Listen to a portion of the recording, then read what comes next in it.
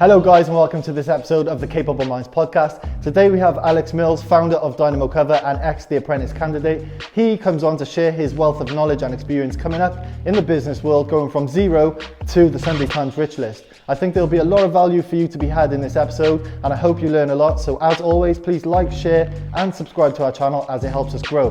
Before we get started, I just want you to ask yourself one question. What makes you capable? Capable Minds podcast. Alex, thank you for coming on the Capable Minds podcast. It's all right, thank you for coming to Mills Manor. Yeah, it's amazing. We're in the office. I've never actually seen an office quite like this. Got a Ducati right next to us. So yeah.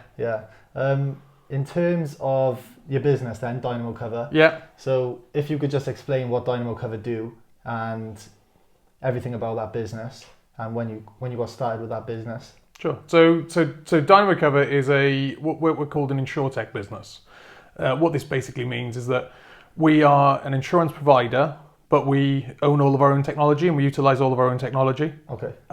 Which is quite unique for the market because a lot of more traditional insurance firms use third-party software. The difference that we have is because we have our own software, we can be a lot more innovative in our products that we offer. We can be a lot more price competitive in the products that we offer. But effectively, we sell insurance products to customers. We've got several 100,000 customers across the UK. Been going for about 6 years now. Actually, 6 years. April the 6th.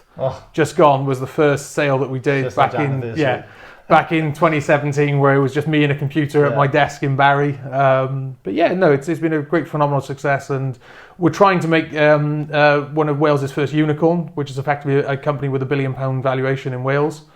And just trying to have some fun building £1 billion business from a warehouse in Barry. That's crazy. So that's the short of it. In terms of what you said with the 700,000 customers, is that what you said? No, we've sold several 100,000. Sorry, several 100,000. So we've sold. So we've done in excess of probably 700,000 policy sales. So that's it's a crazy. Lot. It is a lot. That's crazy. So before Dynamo started, if we take it back to when you were a little bit younger, when did you first get into business, and was that insurance or was it? What was the business you first started and how old were you? Okay, so the first thing I did to make money, because I think it's the best, because I think when you're younger, you're not quite think that you're starting a business. It's, of course. But I mean, everyone used to sell you hear the whole stories like lollipops in the playground and stuff like that. I did a little bit of that. Like I used to buy these lollipops, like I think it was a pack of 20 for £2, sell them for £1 each, make 20 quid. Got told off and told couldn't do that in school because apparently it was against the canteen or something. So that was competitors. But actually, what happened is the first sort of thing I used to do when I was younger is I actually used to organise a lot of gigs. So I used to be in a band when I was younger, and I used to organise like these little gigs down the the leisure centre and the community hall in Cowbridge. For bands to come across. It was quite. I don't know. I never ever saw it. It was weird. I never ever saw it as making money, but it did make money. So that's probably the first sort of businessy thing I did. I would love to see you in a metal band, by the way. I just got to put it out there. I would love to see that. Well, I got the Suicide Silence t-shirt on, so I mean, I'm still a metalhead at heart. I'll actually put a picture of, if you can give me a picture. We'll on the video. We'll put one on the screen now. I'll put one on the podcast so people can see. So in terms of actual business then. Okay. How old are you when you started a proper business, like a company? One which I had to tell the government about. So my first company was a slate sign company. Okay. It sounds a bit weird, like people thinking how on earth do you do slate signs, but basically my story is I left school at 16, didn't have any qualifications or nothing, used to be a housekeeper in a hotel, but I really wanted to do graphic design, so I used to do part-time college in Bridgend. Okay. To learn graphic design. Did websites, got my first sort of job working for a website firm based in Cardiff Bay. But then this was back in 2008, so the recession hit and I was made unemployed. One of the companies we designed a website for was a slate sign business. And so I went to go work there because their sales had picked up. Was there for about a year and a bit, but to be honest, the company was run terribly. The individual who used to run the company, wasn't paying staff. was leaving boxes piled up downstairs, was like ordering things like nice wheels for his car, but then we never got paid. But that company basically went bust. It would do if you're not sort of running it properly. But when it went bust, then I thought I could set this up myself, because I knew how to do the website stuff, and I'd sort of learnt a bit how to do the signs. So there was a guy who worked in the factory who also got made redundant, and me and him decided to start up our own slate sign business. Effectively, I would do all the website and the graphic design elements of it, and he would sort of help with the making of it, but then we basically both used to help with the making of it. And we started that from literally a kitchen tabletop and a garage, and did that for a few years. How old were you at that point? So I was 19. You were 19? Yeah, I was 19. How long was that running?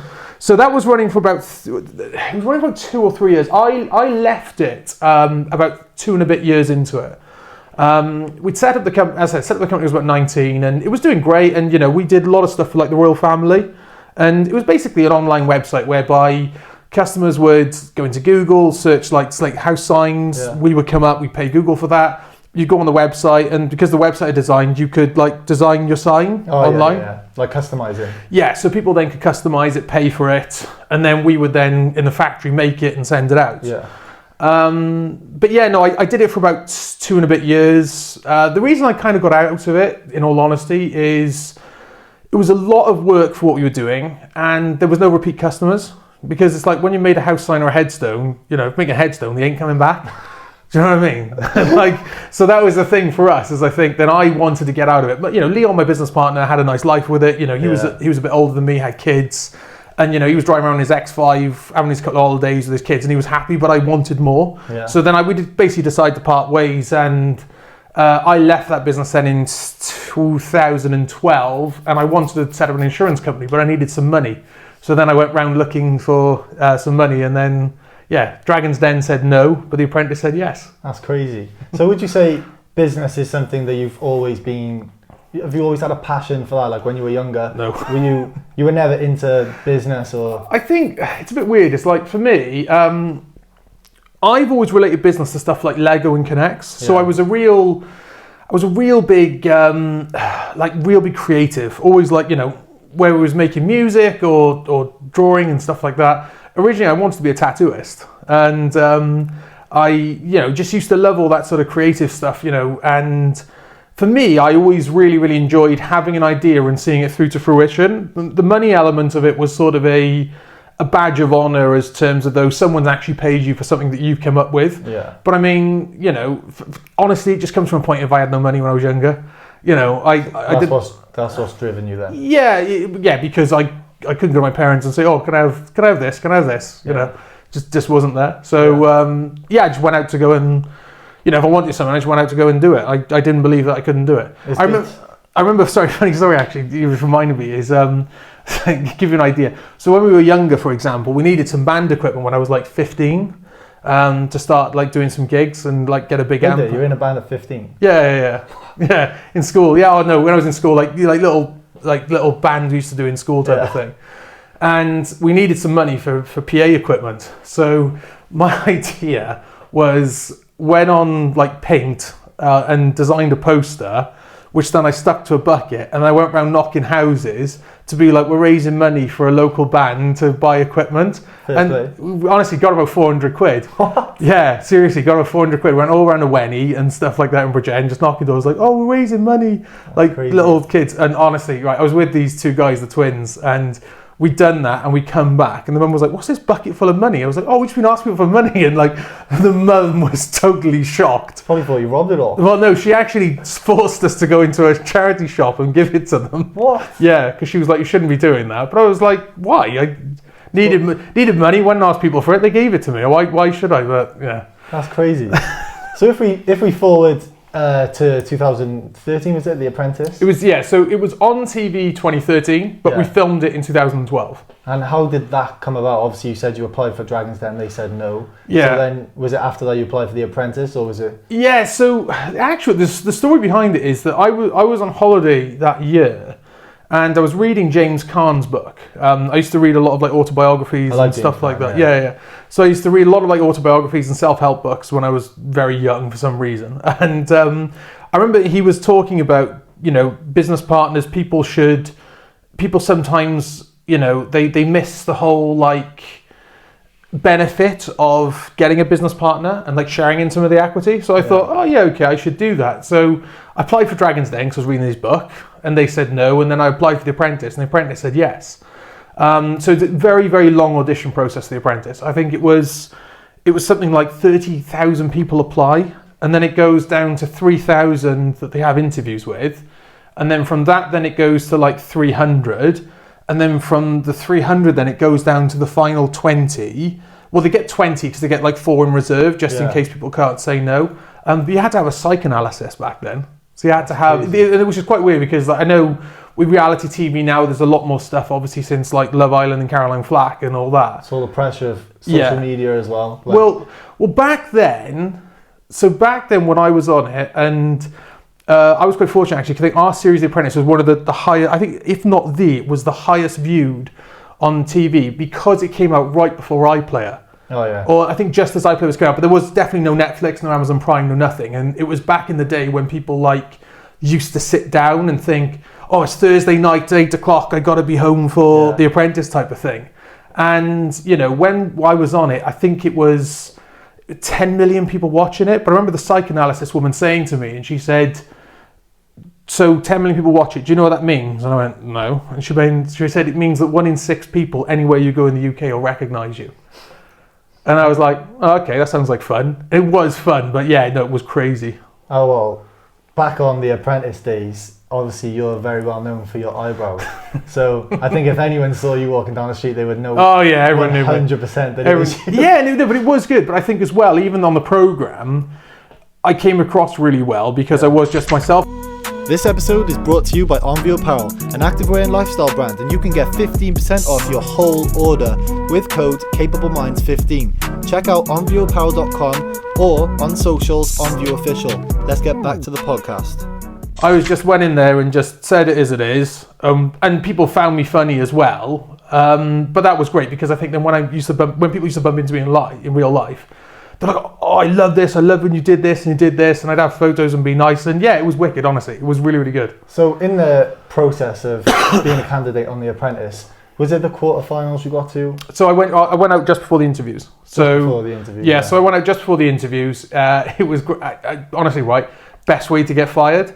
Because when I got fired, people were like, you should not have fired Alex. Yeah. Like everyone had seen the episode. They felt that I didn't do anything wrong, which I still stand here and say I didn't do anything wrong. But they were like, yeah, you shouldn't have fired Alex. You shouldn't have done that. And that was the best way to go because everyone just felt bad for you. It wasn't they were like in your corner. Yeah, exactly. And so, no, it was a great time. And that actually brings me on to my next question, where you said people were in your corner saying that you didn't do anything wrong and he shouldn't have fired you. Do you think he made a mistake if he was to look back now and think, should I have fired Alex Mills? We can't go back in time. Because I think there is. I don't know. The answer is, you can't go back. Yeah. Whether or not he thinks it was a mistake or not, it doesn't matter. You can't go back and undo it. Personally, I'm kind of glad I got fired. I think because I think the program helped me a lot with my mental health in terms of I was very much a very reclusive person when I was very young because when I had my business 19 to 22, I was working 7 days a week. I was single for 2 years. I had no girlfriend, not really much friends and stuff like that because I was just so focused on work. And I think The Apprentice definitely brought me out of my shell a bit, which is good. Yeah. And I think now, the motivation and drive that I've got to run the company that I've created, to run the company I've got and create the business that I've done, I don't think I could. I just don't know if it would have been the same working with Sugar. Yeah. So, whether he regrets it or not, we ain't going back there. Do you know what I mean? They do say that like the highest successes always come on a like a back foot. Yeah. So say you go failure, and then all of a sudden you get that success. Yeah. It's not until you try things like you going on The Apprentice. If you didn't go on there and then get fired, that probably did give you a little bit of fire in your belly to then go and create Dynamo Cover. Yeah, it did, but also at the same time, Dynamo hasn't grown because of it. The business I have now, no one ever turned up to me and said, "Oh, you're the guy from telly. Let's do work with you." Yeah. Never happened. Yeah. You know, where I am now is I haven't like traded off my fame or like, you know, got loads of social media followers that I get to sell shit to and get loads of business, you know. So I haven't really sort of had any uplift because I was on the program. Yeah. But yeah, no, definitely had a fire in my belly to go back. I mean, I want to replace him. That's the goal. You want to replace Lord Sugar? Oh yeah, no, he's doing 20 series. I think he's got 2 left, and yeah, I'm coming in. I'm just coming in and going to do it. He is getting old, to be fair. Yeah, he's a nice guy. Yeah, he's just getting old. We're all getting old. But no, I think that phase of his life, as he said before, you know, he said he wanted to do 20 series and leave it. But yeah, I'm just kind of tempted to just come in and take it back. I want to be like, you know, the guy who got fired, come back and doing the firing. Do you know what I mean? That would be good TV, to be fair. So it's widely reported that based on the candidates that have been on there, you currently are the most successful and the wealthiest. Yeah. Based on what you've created for yourself. Yeah. So how do you feel about that? And bear in mind, you were on the show 10 years ago. So since all this time... Yeah, so there's 18 series, 116 candidates. You know, you do the math, there's several hundred of us. Yeah, but I wanted to be. You know, I did want to be that person. You know, I had this ambition since I was younger to do things like be in the Sunday Times Rich List and do that. And yeah, you know, when I was on the programme and I lost, I thought, oh, well, I'm not going to have Sugar as a business partner. I'm going to come back and take the whole thing. Yeah. So it was naturally going to happen because I wanted it to happen, if that makes sense.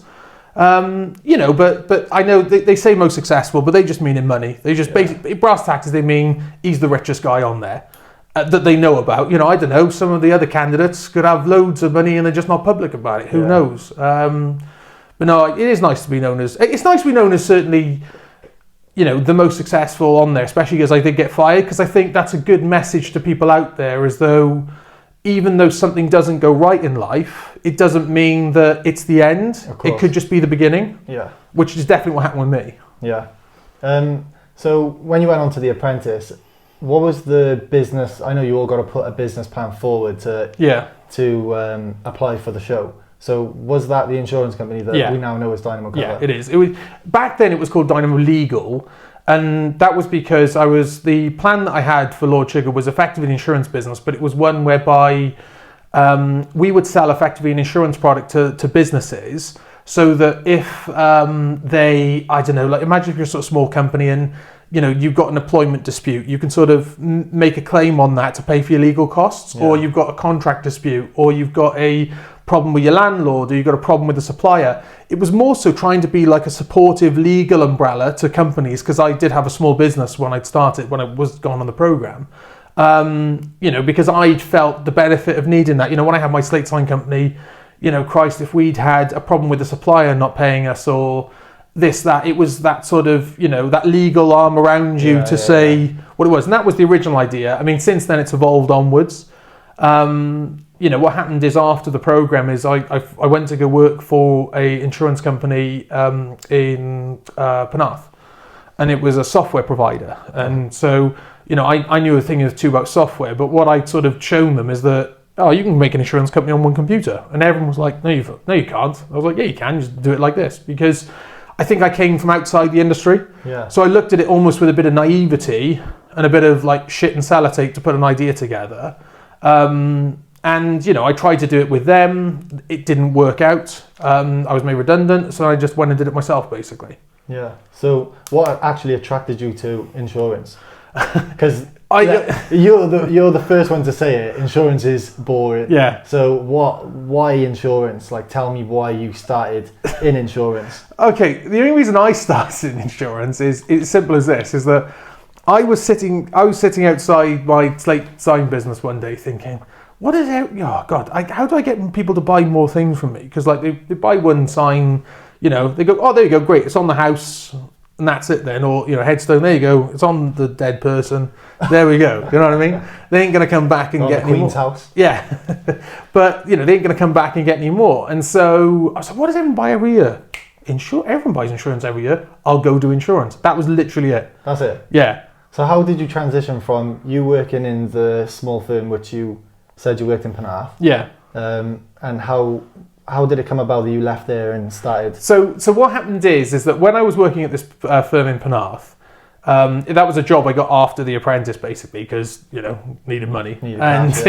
So I went to go work for this firm, and I wanted to create a bicycle insurance product because I was a keen cyclist at the time. Yeah. And what happened is I think it worked in tow with them because they were selling house insurance, and people who got homes have got nice bikes. Of course. So what happened is that I went to go work for them, and basically I was tasked with making a standalone bicycle insurance product on its own system, which is what I did. Oh, so and then you created it. Yes, but I learned a lot. So obviously it was in a big firm, it was in a fairly decent sized business. But then I learned about underwriting, about documents, about legal contracts, about websites, all this sort of stuff. And so I was doing that for about a year.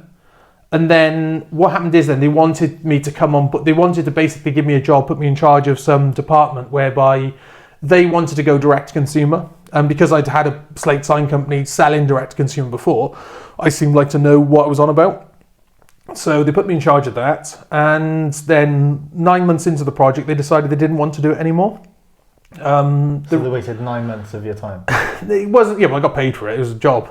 But what happened is that they effectively, trying to explain it in like layman terms, they had like thousands of brokers across the UK using their business, and they were concerned that if they were seen going direct to the customer, trying to cut out the brokers, then all those brokers would leave. I see. So as a result, they just made a commercial decision. It wasn't for them, and there's your redundancy notice. Off you go. And so, I remember it was a tough time. I remember going back to my old house in Barry, thinking, shit, how am I going to pay the mortgage? I was going to say, how did that make you feel after you put all the work into creating a system that someone had asked you to create, and then all of a sudden you got your redundancy? Oh shit, I didn't know what to do. What did you do after that? Cried on the way home, because I don't care, it was upsetting. I was 20, what was I then? I think I was 26. I was 26, and, I felt like I'd hit rock bottom, because I felt like I'd, been on The Apprentice and then trying to do something good, and all of a sudden just bam, I was just no one, and I was nothing, and no one wanted to deal with me, and it was hard. But what happened is that I went home and had a few tears about it, and I just sat there and just thought, like, I know what I was creating was worth something. Mm-hmm. Just had it in me. Just something in you that says that I know I'm not wrong with this. Just because they didn't get it, I know I'm not wrong. And I called up basically a guy who I knew who was working in insurance in Cardiff, a guy called Steve Jenkins. And I said, look, I really want to make this business, but I've just been sacked. I've got the money. Can I have some money? So you asking someone for money? Yeah. So I asked Steve for, I think £15,000 investment, which effectively was designed to cover my costs for 10 months. So I was trying to thinking then, I think it was August or September I was let go. And so I was thinking, I need 10 months worth of income into so I could pay my mortgage and stuff. And then I'm going to make this business then and do it. And so Steve said yes, and he got a decent share of money that's worth, I don't know how many fucking million now. But he's very happy.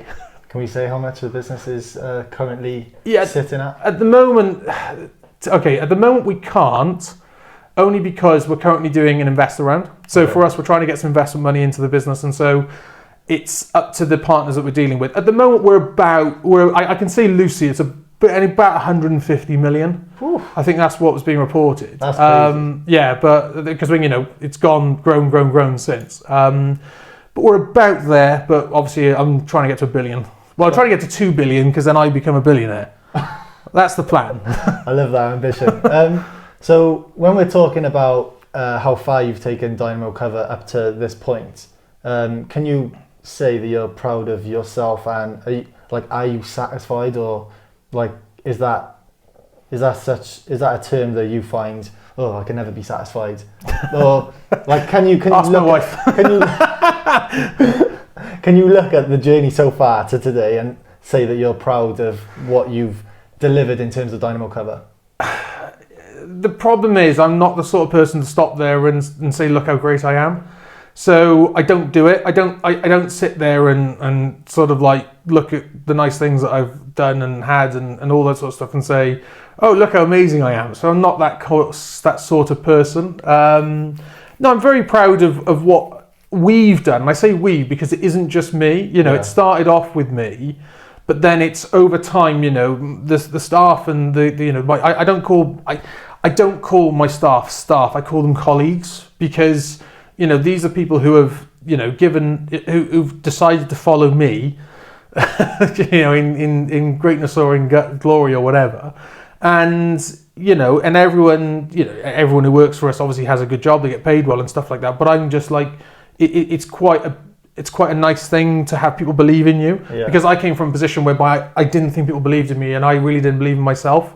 So now having, that's probably the biggest success thing I take over there, is that I actually now do start to believe in myself and I have people that believe in me as well. Yeah. Well, I know a few people who work with you, should we say, not for you. And to be fair, from everything they say and everything I see online and on socials and everything, it looks like Dynamo Cover is actually a really good place to work. And yeah, it is. I know you personally, so I know how much of a fun character you are, and everything that you've amassed so far in terms of success and money and all that sort of thing. It hasn't made you look down on people. No, but I used to be a housekeeper. Yeah. I've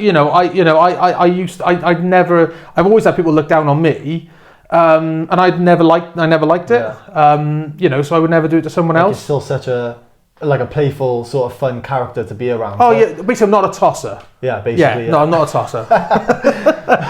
So if we move then from where we are today, so if we're talking about vision, so if we talk about a 5-year, sort of 10-year, for the business and personally, what do you have in store, or what do you hope to have in store over the next sort of 5 years and then 10 years? Okay, 5 years, between 5 to 10 years now, we need to try and grow the company to a £1 billion plus company in Wales.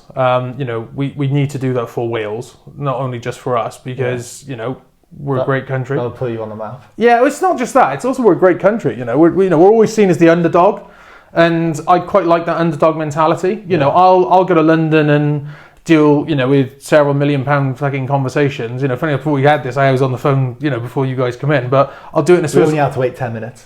But I'll do it in a Suicide Silence t-shirt and just be myself. I'm not here to be prissy. I'm not here to be, pompous dick. I'm here to tear shit up, and that's the plan. And so for us, that's the sort of ambition.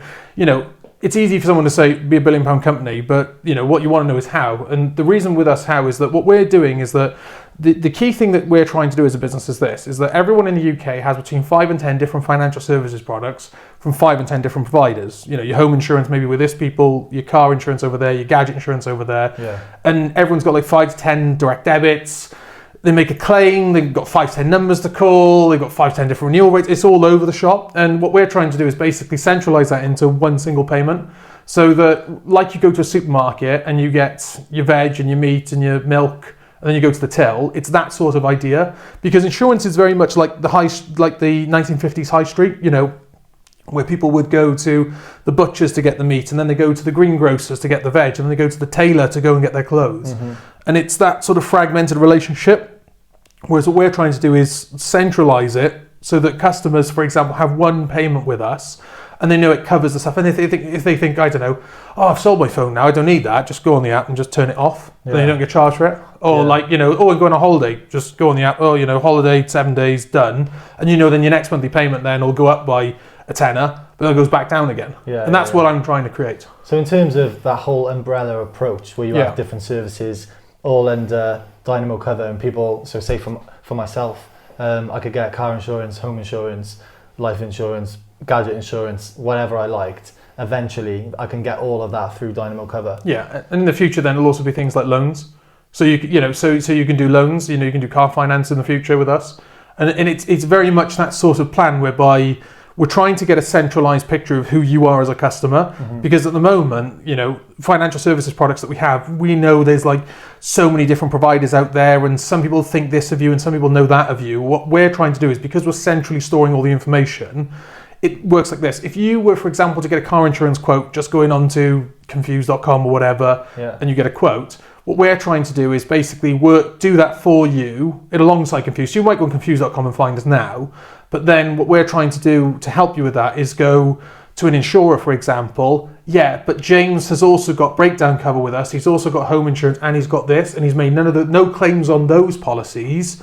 So we wouldn't see this one as being a problem. Or also he's got a good credit rating because he uses our monthly payment system and always makes the payments on time. Yeah. So it's sort of utilising all this information so that we can provide better products at a better service and a better price. Yeah. So with that in mind, then how does that put you up into that sort of unicorn status? Like, how do you expect that to take you up the ladder? Typically because we'll be selling more.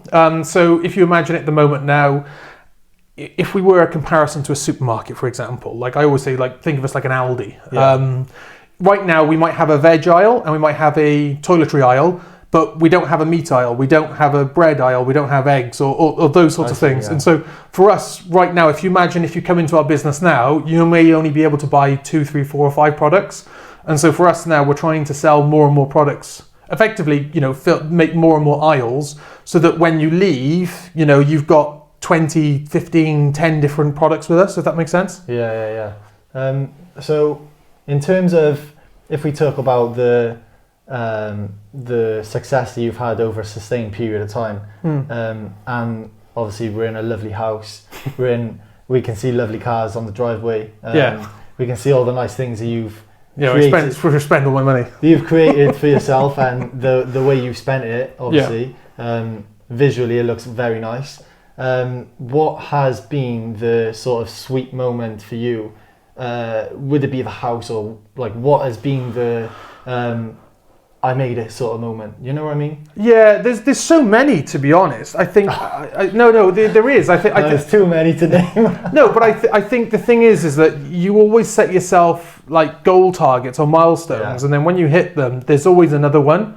And that can be something financial, it can be something in terms of life statuses, it can be something health related, it can be something knowledge related. It's almost like when you get a degree, then you want to go get a PhD or you want to go get a further qualification. There's always something that people want to go and do.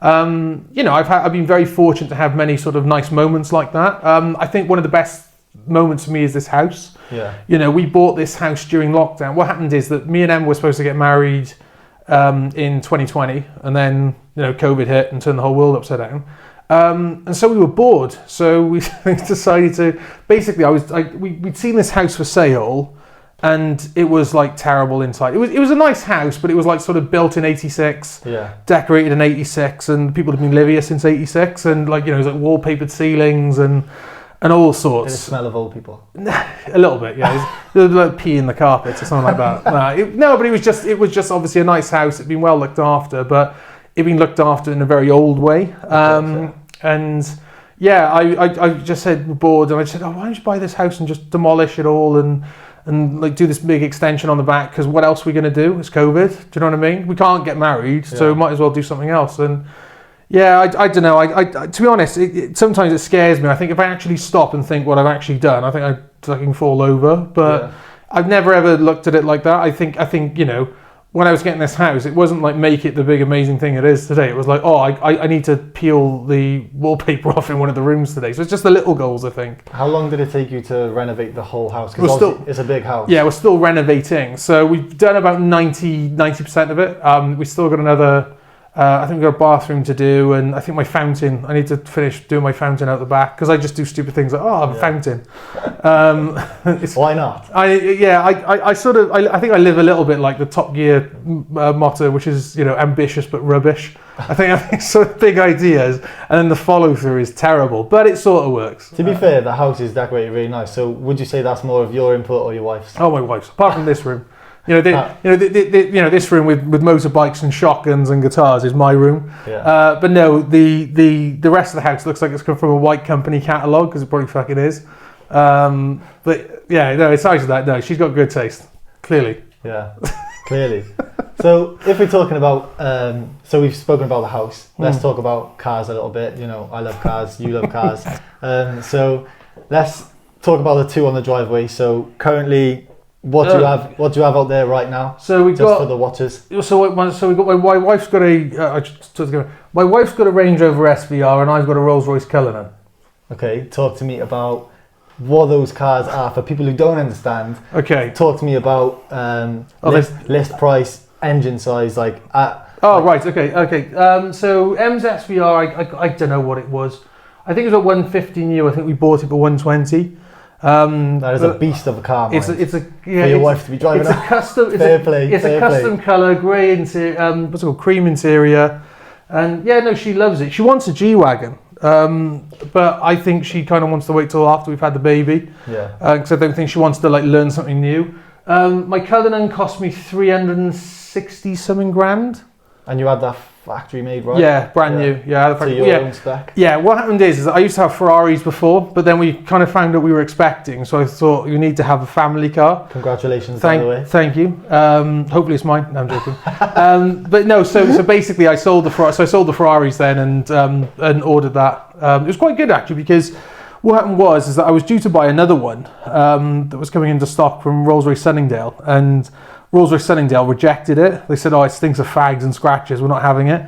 So then I called it Rybrook, because I had a Rolls-Royce before, which I bought from Rybrook, and said, hey, look, I'm after a Cullinan. They're like rocking horse shit, you can't get them.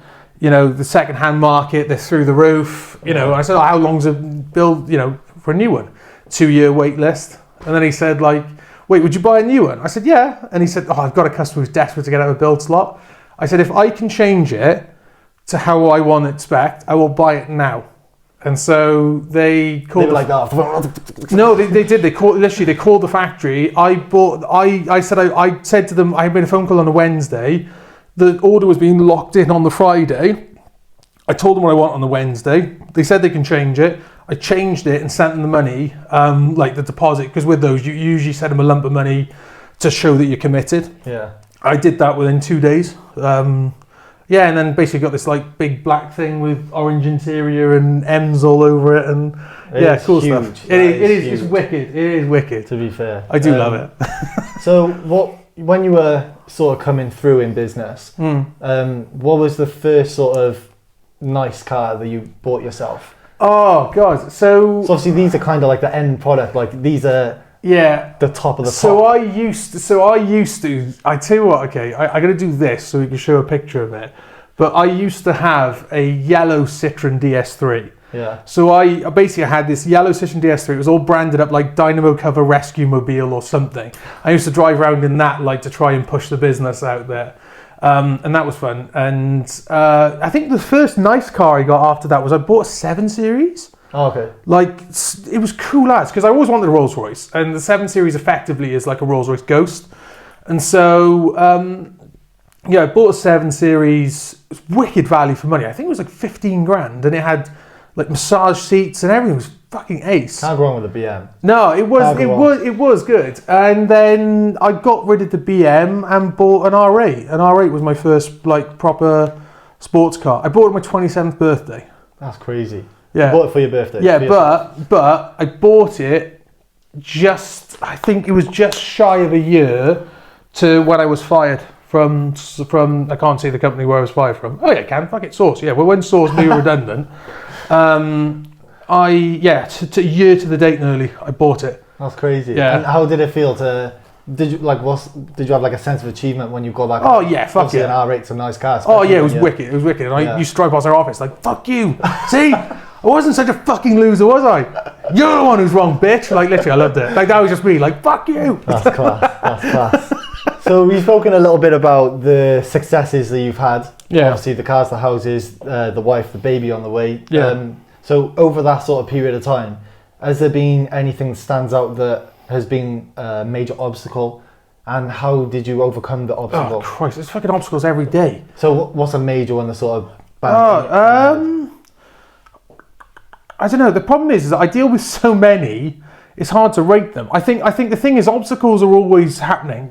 With work, it's never ever perfect. Yeah. It's never ever perfect. There's always a setback, or there's always a challenge to deal with. But then that's why I think one of those things I sort of get annoyed with sometimes, the level of so-called shit I have to deal with. For fuck's sake, my wife turns to me and just goes, you're fucking running a multi-million pound business. What do you think it would be fucking easy? Exactly. Do you know what I mean? And the good thing about my wife is that my wife's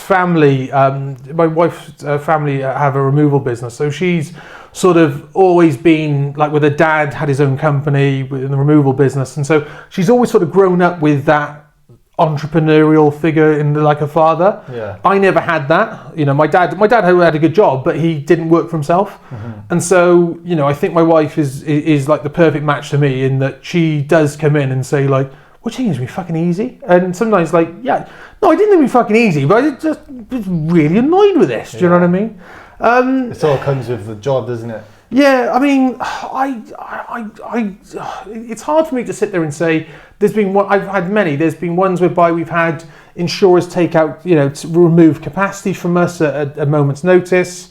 We've, you know, had, for example, our websites being shut down. We've had problems with third-party distribution people we deal with. We're a regulated business. Sometimes we have the regulators who come in with questions. I think the biggest problem is that, like, there was a phrase I always remember. I think it's the higher up you get, the sharper the daggers get.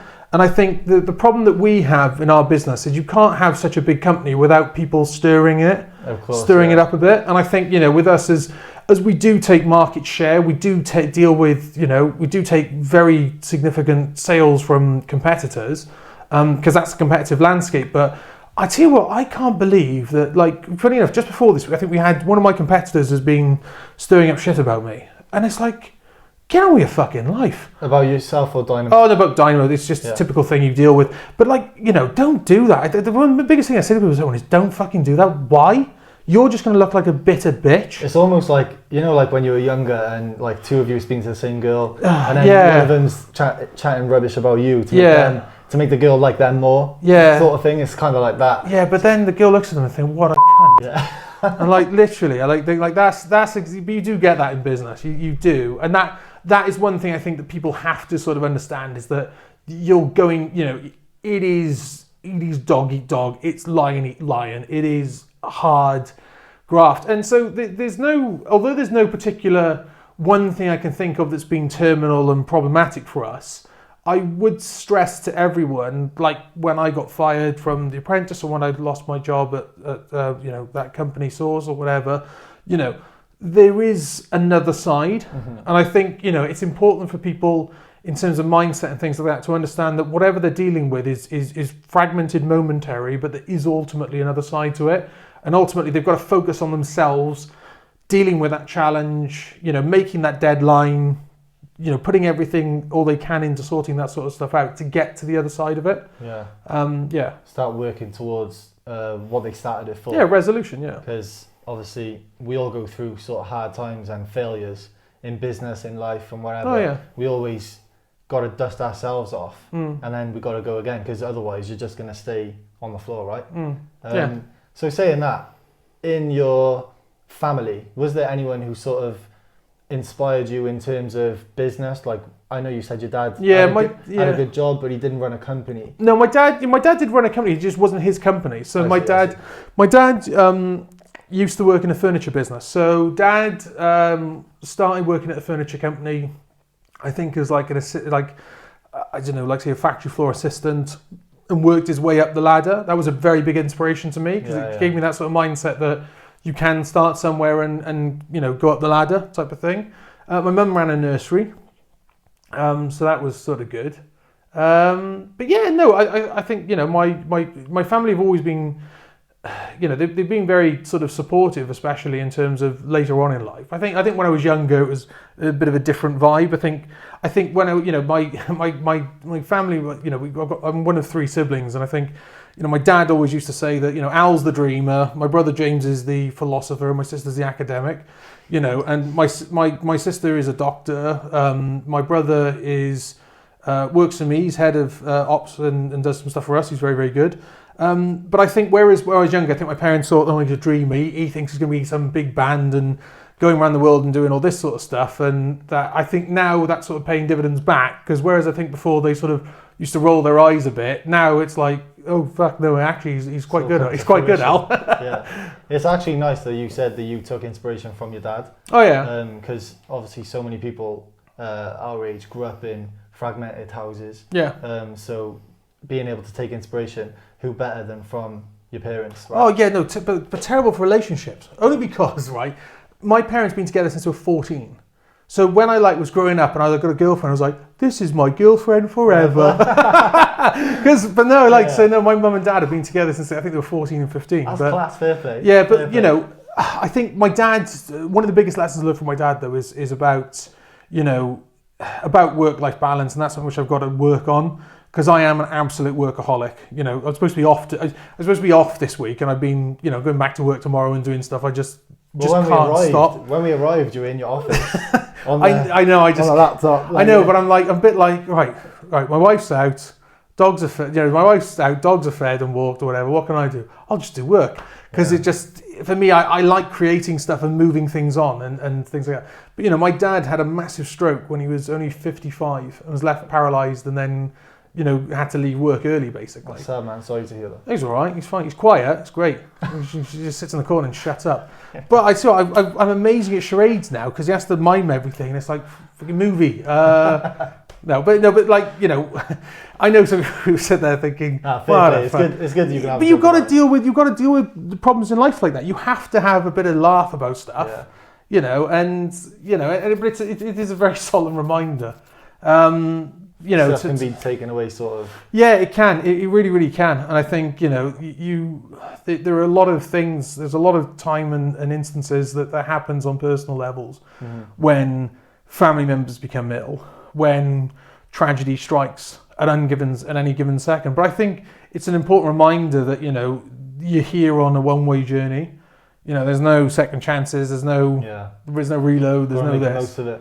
Yeah, and making the most of it, though, isn't just about making the most money or about making the biggest success or this. It's a combination of, you must also be, you know, make sure that you exercise, make sure you eat well, make sure you treat people nicely.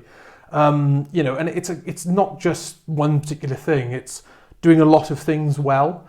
And, you know, I think that's something which people need to remember. Yeah. In terms of, say, support network then, so you say it's not just about the money, it's not just about the wealth, it's not just about the materialistic things. What does a support network mean to you, and who is part of that for you? Who's part of it for me? Not a lot of people. I feel a lot more like I'm a lot more of a bigger support to a lot more people than people are to me. That's not saying that people can't support me. It's just that sometimes I feel very much like I like to compartmentalize and deal with issues or problems on myself. I don't like to talk about it with people. Of course. That might not be the right way to do it. I've certainly found a lot more benefits in, you know, when there's personal life tragedies, or if you're generally not feeling very good, you know, and whether you're sort of tired and stressed or anxious about certain things. I talk to my wife a lot about that. You know, she's my absolute rock in that regard. But no, I don't know. I don't really have like a friend or a mentor or anyone who's sort of guiding me. I'm sort of like just, you know, have an idea, and the way that I sort of like to strategize things is that I have an idea of what I want to do, and then I just try and do it as best as I can. And I find how to do it along the way. I don't sort of find someone who says, "Oh, do this way and do that," because I feel as though that's a bit better in terms of getting more experience. I think, you know, was it they say failure's feedback or something like that? Yeah. So that actually reminds me of mine and your conversation before, when I was actually talking about starting a podcast, and I was talking about all the nitty-gritty parts of it, about getting equipment, cameras, microphones, blah, blah, blah, who am I going to interview and all this stuff. And I remember you saying to me in the gym, you just got to start. Yeah, you do. You literally just got to start. Yeah. And like that always sticks in my head every day. And actually, if you didn't say that, we probably wouldn't be here now, because I'd be stressing over the finer details and trying to make it perfect from the very beginning. And it's never going to be perfect from the beginning. It isn't. And I think that's one of the biggest problems that I think what I personally believe inhibits entrepreneurship and inhibits people's sort of willingness to start something, is that sort of everyone writes themselves off before they've even begun. Yeah. And so what they do then is they obsess over getting all the sort of details right and things like that. You know, reality check, you're never going to have it right. If you knew how to walk into creating a multi-million pound company tomorrow, people would pay you loads for that. And, you know, it never happens at any level, you know. Someone, for example, who wants to start, let's say, their own baking business, selling baked goods to people on Instagram, has the exact same trouble as someone like Elon Musk buying Twitter. There's always going to be problems in whatever you're trying to do. It's a different scale. But you've just got to do them. You've just got to get started. You know, one of the things that the reason why Dynamo is called Dynamo. Do you know why Dynamo is called Dynamo? Remind me, go on. Right, it's called Dynamo because after Operation Dynamo, which is, I'm a big Winston Churchill fan, and what it was is that during World War II, Dunkirk, we had hundreds of thousands of soldiers stuck in Dunkirk, and we needed to get them back over here. But military resources were spread all across the rest of the of Europe, and so what happened is Winston Churchill worked with and devised a plan which they called Operation Dynamo, which was they got civilians to sail any boat they could, whether it was a little fishing boat they had or a little longboat or whatever, over to Dunkirk to pick up the soldiers and bring them back. And it was one of the most successful operations of World War II. Definitely changed the way that we won the war. I see. But the mentality behind it is sometimes you don't have everything you need. You don't have everything you need. You don't have the perfect thing. But you just have to start. Mm-hmm. You just have to use what you've got. And whether it's held together with shit and sellotape, it doesn't fucking matter. It's still holding. Hopefully Go and do it. Hopefully it wasn't a piece of wood like on the Titanic. No, it wasn't. No, it wasn't like that. But, you know, that was why Dynamo was like that. I think it's because that mentality, and that's what we do. We like to do big, ambitious things, but, you know, people might think, how the fuck are you going to do that? I don't know. We'll just try it this way. Let's just put it together and see what happens. Exactly. And, you know, go from there. And then we'll either succeed or get feedback instead of failure. Do you know what I mean? So how much of a... So when you come up with these, you're such a big character, so I know you come up with all these crazy ideas. Some of them are amazing, some of them don't quite work, but I'm guessing you have a large team behind you at Dynamo to help you implement these ideas. Yeah, we do. We have what we call an SMT, or a senior management team. So they're basically, it's about a half a dozen people who are all responsible for different departments. And so I say we're doing this. Which means you've got to do this, you've got to do this, you've got to do this, and they just go and do it. Sometimes you come in and you say, oh, I want to do this, and then they're like, oh, fucking hell. Yeah, but... Never get that reaction, or they... You do, I think. Look, the thing is, I think my sort of nature, my character can evoke like fucking eye rolling, like, oh my God, now what are we going to fucking do? But, you know, which is nice because I have that sort of friendly approach. But I think sometimes, you know, one of the things people don't understand about me is that how methodically well thought out and very detailed I am. You know, it's things like we introduced an adjustment to contracts, which was basically in line with RPI. So we're one of the first insurance companies in the UK to, you know how your mobile phone contract goes up every year because of inflation? Yeah. We did the same with insurance. I hate it when they do that. I don't care. Because I don't care. Fair play, you own it. No, but for us, the reason why we did that is because, you know, why would we charge, so let's say 20, you know, why would we make £20 at the beginning of the year on your policy? So 2 seconds, if we could just go back just for the watchers at home who might not know what RPI is, can you just give a brief description? Yeah, sure. So RPI is the retail price index. It's a figure that the government publishes every single year, which is how much things have increased by in the UK because of inflation. I see. Typically, it's like, you know, 2%, 3%. This year was very high because of everything going on in the world. But effectively, the government take a basket of, I think, 500 random goods, and then they assess how the price of those has changed from the beginning of the year and the end of the year, and they go, the costs of an average basket has gone up by X percent. Mm-hmm. And so what we did as a business is that rather than charge customers loads of money up front, and we decided to charge customers a cheaper rate up front, but have a small adjustment throughout the year, because that will effectively mean that we're only charging what we need to charge. Yeah. As opposed to like just overcharging. Yeah. And that was the idea that I had. And, you know, everyone said, you can't do that. I said, yeah, I fucking can. So is there no, are you telling me there's no other insurance company who does that? No, there isn't. Which means that when we did it, we then had the FCA go, what the fuck have you done? And I'm like, we've done this. They go, how have you done that? I go, well, yeah, there's the rules, there's the laws, there's all this stuff. But this is the thing, like when I have an idea, it's not just a case of, oh, we're just going to do this. I'm very methodical. I'll go through paperwork, I'll go through documents, I'll go through legal articles, handbooks, anything I can do, speak with solicitors, construct an idea and say, can I do this? And they go, yes, and I just try it. Fair play.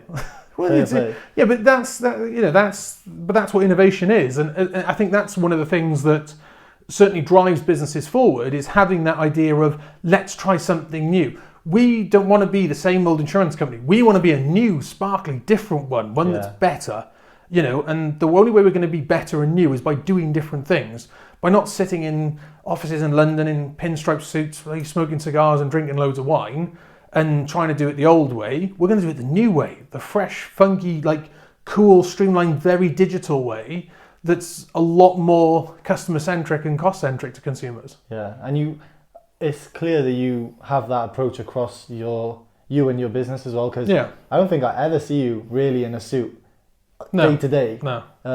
Even though you're heavily involved in Dynamo cover, I never, ever see you in a suit, unless you're going for big meetings, I'm guessing, or No, never wear a suit. Even if you go to London to meet the big. No, I wear a Dynamo cover hoodie. I wear everyone else in a suit. Yeah, but I wear a Dynamo cover hoodie and Balenciagas. That's quality. Yeah, but that's what I wear. Yeah. If you're only going to work with me because I wear a suit, and fuck off, I'll go to someone who isn't, and they can have all my money. That's class, fair play. I love it. Okay, so this brings me on to the defining moments segment of the podcast. Okay. So obviously I briefed you before. All the guests who come on the Capable Minds podcast bring in 3 pictures that have significantly defined where they are today. So it could be something personal, could be something business related, whatever it might be, it defines where you are currently today. So if you could just explain the first picture. Okay, so the first picture is, it's not a photo of me, it's the photo of the Queen opening a plaque, and that's a plaque that I made for the Queen. So when I started my slate sign company, used to do these sort of house signs, but we started picking up a lot of traction for the quality of products we made, and we used to do a lot of things for the royal family. Yeah. So when the royal family were opening certain things, we used to do plaques for them, and this is one that we did for the Queen. Why is it a defining moment for me? Because I was a housekeeper, and then I decided to start my own business, and now all of a sudden I'm making products for the royal family. That's class. But it just stuck to that whole mentality for me that anyone can achieve anything they want to. These bizarre dreams that some people may have, they're not bizarre. They are actually grounded and can be done. Yeah. And nothing was special in terms of who I was or whatever to get that. That just happened because of the quality of the products and business that we did. And and obviously, Her Majesty died last year. So it's especially more poignant now. Is that the only sort of contact with the royal family you've had, or? Well, no, I've had a letter. So I've had a letter from the royal family to basically say that they were very pleased with the product that we made, and it was not interesting for them to hear that it was made in Wales. And that's amazing. Fair play. Yeah. So really that's over there. So that was a very nice thing to have. That must have felt surreal, right? Yeah, no, it did. I remember one of the funny stories actually we had is that we made a plaque. I was asked to make a plaque for the Arts Club in London, which is like a gentleman's club type of thing. And what happened is that it was bombed in. It was basically bombed during World War II, and they had a plaque in, I think, Bath, the Cornish limestone or something, which they put on it after they had a massive renovation following the war. Yeah. And then they'd had a big renovation, and they wanted a plaque on it the opposite side of the doorway, which matched it in the same size, same font and all this, but said about how it had just been redone after another 5 years of work or something back in 2008 to 2012 or something like that. And so I went up to London. I'd done this, I made this plaque, and it was to be unveiled by HRH Prince Philip. And this guy at this arts club, he said to me, he goes, would you like to come to the opening party? We're doing this, you'd be more than welcome to come, and we'll put you up and sort of say thank you for what you've done. And I said, oh no, I can't. I've got too much work to do. I was 21 at the time. Like, oh no, sorry, I've got too much work back in South Wales, got to go. And it was in the papers on the next day. Gwyneth Paltrow and Cameron Diaz were there. Oh. So I got photos like Gwyneth Paltrow and Cameron Diaz with one of the plaques that I made with Prince Philip. Yeah. So you could have met them. I could have met them. With them. I could have. You never know. You never I know. could have been Apple's stepdad. Yeah. And then whatever the other one's called. So if we go on to the second defining moments picture then, can you explain the second one? Yes, and why? this is me in a Gucci tracksuit leaning on a Ferrari in the Sunday Times Rich List. Again, you know, why is this picture a defining moment for me? I had an ambition when I was 16 to one day be in the Sunday Times Rich List. I wanted to be like that cool. And I did it. I made it. I was in the under 30s list in 2019, no 2020. I can't remember what it is. 2 years ago. Yeah, 2 years ago. Sorry. Yeah. So Sunday Times Rich List 2020. Got into it, and they came here and they took photos of me outside the car, and they said, "Oh, have you got?" You know, they were like, "Oh, did you going to wear a suit?" I was like, "No, I'm going to wear like this jazzy Gucci tracksuit just to be a bit of fun." But no, it was wicked, and like honestly, it was like definitely up there as a surreal pinch me moment to have achieved that. Well, I don't think I know anyone else who's in any sort of list like that. So Yeah. you're literally the only person I know who. Well, I'm coming back for the big boy list now. So the Sunday Times Rich. So I think I was rich as Marcus Rashford. No, was it Marcus Rashford? Yeah, I think so. One of the footballers. You can tell I don't like football. And yeah, no, that was a real surreal moment. It was very, very good, but not for a whole look at me. Yeah. Because I'm rich, but look at what I've done. Yeah. What sort of what did you gain from that article? Should we say? Did you have more recognition, or what did you get personally out of that? What did they say? They say, yeah, I did get a lot of recognition from it, and it's nice how widely reported it's been, especially because they all bring it back to the Apprentice, and it's the most successful Apprentice candidate ever, and all that sort of stuff. Yeah. Which is all there's all this nice stuff that's come out of it. Best thing is though, I get to when I go talk in schools. So when I go and do talks in schools about it, and I explain what an entrepreneur is, and I just show, look, I was like you. I didn't know what the fuck was going on in the world, and I've done this, and you can do that as well. I don't always use those tone when speaking to 7-year-olds, but it's. I think for me, the biggest thing which I like to say from success is being the ability to inspire others to go out there and do it. Yeah. And that's very humbling and rewarding, and it's something that I want to keep on doing. Yeah, that's amazing. When were you first asked to go into a school and sort of explain and show kids what you did and how to become an entrepreneur? I've been doing it since The Apprentice. The best thing that happened to me, I was offered, after The Apprentice, I was offered to go into Big Brother, which I didn't do. That would be class. No, I think Louisa did it. Louisa did it instead. But no, I shortlisted, whatever, I don't know, but I didn't do it. And no, I used to go and talk in schools and universities. That was the best thing that happened. Did you get like a sense of sort of like they always say that if you can help other people, you get more satisfaction out of helping others than if you were to help. Oh yeah, I don't do it for the money because I don't get paid for it. For example. Yeah, I don't do it for the money because I don't get paid for it. I think for me, it's important to give children, especially in Wales, because we are such an underdog, as we say, in sort of entrepreneurial might and business might, some side, as for some other comparable cities and things like that and countries. But it's important that people learn about business and about success, because otherwise you can fester a mentality that rich people are greedy and they're wrong and they're bad people and all they do is care about this and that. And it isn't that.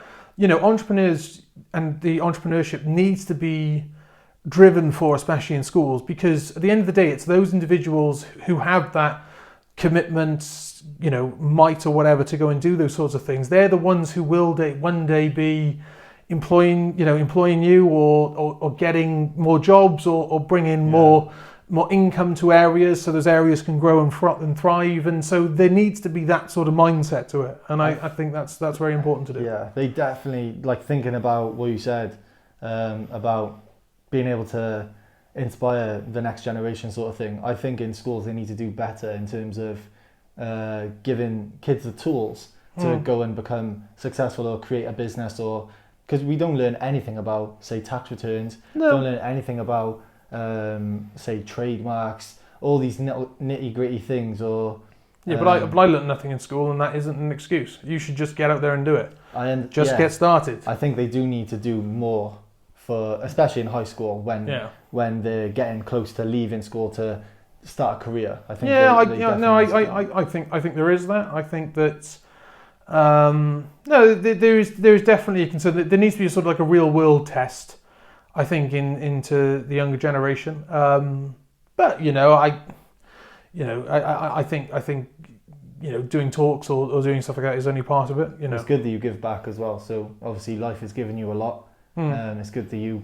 They haven't given me nothing. I've taken it all. Okay, unless you've gone out there and bloody hunted it and taken it all. It's mine. I want this. You've worked a lot to get a lot. Then. Yeah, I know. And now you're giving back. So it's admirable. It's good that you do that. Anyone in any position should. Exactly. So that leads me on to the third and final defining moment. So if you can tell us what the third one is and why that is significant. Okay, so the third one is me on my wedding day with my beautiful wife. And it goes without saying, I love her to pieces. She's an absolute rock, and it's just like, I never thought, regardless of business success and whatever personal life success, when I was younger, there was definitely a time I never ever thought I'd be that emotionally happy. Mm-hmm. I never thought I would have that sort of love and affectionate partner that she is. Yeah. And, I'm very lucky for that. And, relationships like anything in life, it's hard work. It requires a lot of, work. It requires, dedication, and it's not an easy thing. And so, it's just, my wife is like my absolute everything. And so, we've come through a lot together, and I'm looking forward now to the next bit of life with her, with us, having a baby now. I've heard they're noisy. I hope it's a lie. I know, you have to close the office door. Yeah, after losing the West Wing. Yeah. So in terms of Emma, your wife, how does she support you in terms of with your work to life balance and that sort of thing? Does she, obviously you mentioned earlier that when you come back you vent a little bit about the stresses of work and stuff, but she's always that person. She's always there. How do you manage that sort of balance between being home, being a husband and soon to be a father, and then obviously running a multi-million-pound insurance company? So have you thought about that sort of work to life balance? No, you just do it. But no, you just do it. You do, and I think I'm not going to sit there and overly stress and panic about what it could be, what it couldn't be. Yeah. I'm just going to have a go and just see how it works out, and naturally it will carve its own pathway into it, type of thing. So no, she's great for me in terms of she's always got that lending ear. She knows a lot of things that are going on. As I said, I think she's grown up with it with her father, and so she gets it. And I think that's one of the most important things, is that she gets it. Yeah. And she does remind me that it isn't all about work. We've always sort of said that Christ, if everything went the wrong way, we go live in a caravan together, type of thing. And that's the point. She's not with me because I'm wealthy. She was with me before I was, and she's with me because of me. Yeah. And I think that's a really sort of it's just I can't imagine doing anything different, really. Yeah, that's amazing. Again, congratulations on the baby that's on the way. How long away now? 2 weeks Sunday. So so we're sort of within the final countdown. I keep winding her up and saying that she's going to go 2 weeks over because she's fucking fed up being pregnant. Yeah, she would be fed, wouldn't she, to be fair? Yeah. Okay, so just as a closing statement then, if for watchers and listeners watching the Capable Minds podcast, is there sort of what can you tell them in terms of a top tip that you think they should take away from this podcast and they can sort of implement in their endeavours, sort of thing? Buy my insurance product so I get to buy another Ferrari. No. A serious one. Oh, no. That's fine. I think the biggest advice that I would give to anyone who is running a company, starting a fitness journey, starting education, whatever they're doing, whoever's listening to this podcast, the best advice that I can give you is don't be afraid of making it perfect. Just keep doing it. It's consistency. Consistency beats resistance. Yeah. And I think we put a lot of pressure on ourselves when we're doing these sorts of things, that it's got to be perfect, it's got to look like this, it's got to look like that. But it's progress, and progress is in small steps. The fact that you set up a website and make that first sale is more important than making sure the color palettes are right and you've got the best images and you've got this and you've got that. Yeah. When people are starting whatever journey to success, they're always comparing themselves to the end product. But what they're failing to realize is that end product, like, you know, if we talk about yourself starting a gym brand, if you were then to look at, say, another famous gym brand's website, you might think, oh, my website's got to be like that, or I've got to have this, or I've got to have that. They didn't start with any of that. Mm-hmm. It's just about the next step, the next video, the next step. And so, yeah, the biggest thing which I say to people is that, you know, consistency outbeats any resistance. Just have a go and just it'll be what it'll be. Don't be trying to be perfect with it. You've got to do it for the journey, right? Yeah. It's what is it they say? It's not about the pursuit of happiness. It's about finding happiness in the pursuit. Exactly. So with another, say, guest in mind, Yes. are there people who you think would be perfect to jump on this podcast and give insights to their business and their unique journey, should we say? There's a lot of people. It depends what you're after. I mean, if you're after to speak to a couple of different business people, I know a lot of different business people to do that. I think keeping it local, I'd say go and speak to Scott McGill. So Scott is the founder of Who Cult. I knew Scott, God, when 10 odd years ago now. I love them donuts, to be fair. Well, I remember Scott when he didn't do donuts. He used to do t-shirts. Yeah. So. No, I definitely going to speak to Scott because I think what he's done in terms of creating that business to what it is very, very good. There's other people as well. You know, Lewis Reed used to do, you know, Lewis, I used to buy cars off Lewis when I was 18 and now he's got better performance and players' watches. With Aaron, you know, they're good guys to go speak to.